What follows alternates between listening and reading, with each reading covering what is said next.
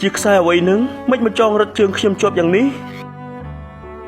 បើខ្ញុំស្រែកពេលនេះសេកទាំងឡាយនឹងផិតភ័យផ្អើលឆោឡោខានស៊ីចំណីមិនខានខ្ញុំត្រូវតែទ្រាំនឹងការឈឺចាប់នេះរងចាំពួកគេស៊ីឆ្អែតសិនចុះ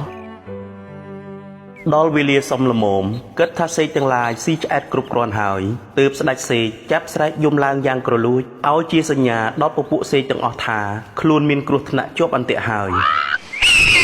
ឮសម្រែកនេះហើយសត្វសេកជាបរិវារទាំងអស់ផិតភ័យភ្ញាក់ផ្អើលជាខ្លាំងនាំគ្នាហោះហើរឈុលពេញមេឃលើវាលស្រែពួកគេបានស៊ីឆ្អែតផឹកឆ្អែតរួចហើរទៅអស់មានតែខ្ញុំទេនៅជាប់អន្ទាក់តែម្នាក់ឯងតើខ្ញុំបានសាងបាបកម្មអ្វីទៅណោះ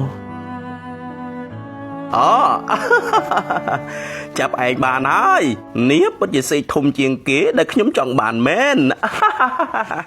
ពិតជាសេកចម្លែកនិងមានពណ៌ឆោមល្អប្លែកមែនពិតមែនហើយលោកម្ចាស់អ្នករងការឈឺចាប់ហើយចាំយើងស្រាយខ្សែចំណងឲ្យចុះអ្នកមានមាឌធំពោះធំជាងគេស៊ីស្រូវយើងឆ្អែតហើយនៅป้อมគួរស្រូវរបស់យើងយកទៅទៀតតើអ្នកស្អប់យើងដោយប្រការអ្វីឬក៏មានជង្រុកធំសម្រាប់ទុកស្រូវនោះបបពិតលោកម្ចាស់កោសយៈខ្ញុំពុំបានស្អប់លោកម្ចាស់ដោយប្រការអ្វីឡើយហើយខ្ញុំក៏គ្មានជង្រុកផ្ទុកស្រូវឯណាដែរទៅដល់ក្នុងព្រៃខ្ញុំយកស្រូវមួយចំណែកទៅសងបំណុលចាស់មួយចំណែកទៅបុលបំណុលថ្មីនិងមួយចំណែកទៀតខ្ញុំកប់ជាកំណប់ក្នុងព្រៃមនាលសេកដ៏ចម្រើនចូលអ្នកបញ្យល់ឲ្យច្បាស់មកមើលយើងពុំយល់ពីចម្លើយរបស់អ្នកឡើយបបពិតលោកម្ចាស់ខ្ញុំមានមេដាបៃតាចាស់ជរាលោកហើររកចំណីលែងកើតទៀតហើយខ្ញុំយកស្រូវសាលីមួយចំណែកទៅចិញ្ចឹមលោកជាការតបស្នងសងគុណដែលលោកបានចិញ្ចឹមបីបាច់ថែរក្សាខ្ញុំរហូតមកនេះឈ្មោះថាសងបំណុលចាស់ម្យ៉ាងទៀតខ្ញុំមានកូនតូចៗដែលមានស្លាប់ទុនខ្ចីមិនទាន់អាចហើររកចំណីដោយខ្លួនឯងបាននៅឡើយខ្ញុំមានតួនាទីចិញ្ចឹមពួកគេឲ្យធំឡើងនេះហើយជាការបលបំណុលថ្មីរបស់ខ្ញុំបបពិតលោកម្ចាស់ចំណែកស្រូវមួយចំណែកទៀតខ្ញុំយកទៅចែកជាទានដល់សត្វសេកដទៃមួយចំនួនដែលជាចាស់ជរាខ្លះខ្វិនខ្លះខ្វាក់ភ្នែកហើយរកចំណីខ្លួនឯងពុំបានការធ្វើទាននោះឈ្មោះថាជាកំណប់ក្នុងព្រៃរបស់ខ្ញុំគឺកប់ជាកំណប់បុណ្យរបស់ខ្ញុំសម្រាប់ទៅក្នុងបរលោកនេះ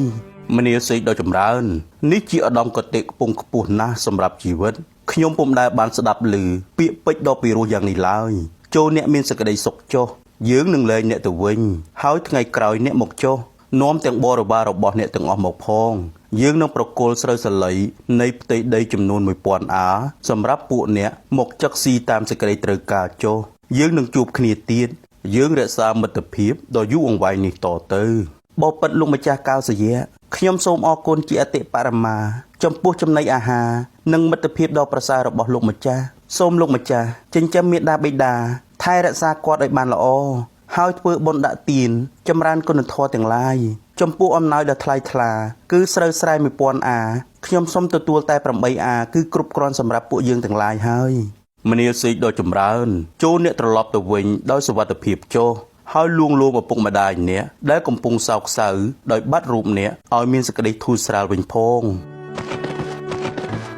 កតញ្ញូតាធម៌ជាគុណធម៌ប្រសើររបស់សប្បុរសទាំងឡាយកតញ្ញូតាធម៌នាំមកនូវសេចក្តីចម្រើនទាំងបច្ចុប្បន្ននិងបរលោកនាយជាឧបនិស្ស័យនាយឆ្មាំចាំស្រែបានមកកើតជាឆន្ទៈភិក្ខុលោកសាថីកោសយៈគោតបានជាអានន្ទឯស្ដេចសេកគឺអង្គព្រះសម្មាសម្ពុទ្ធ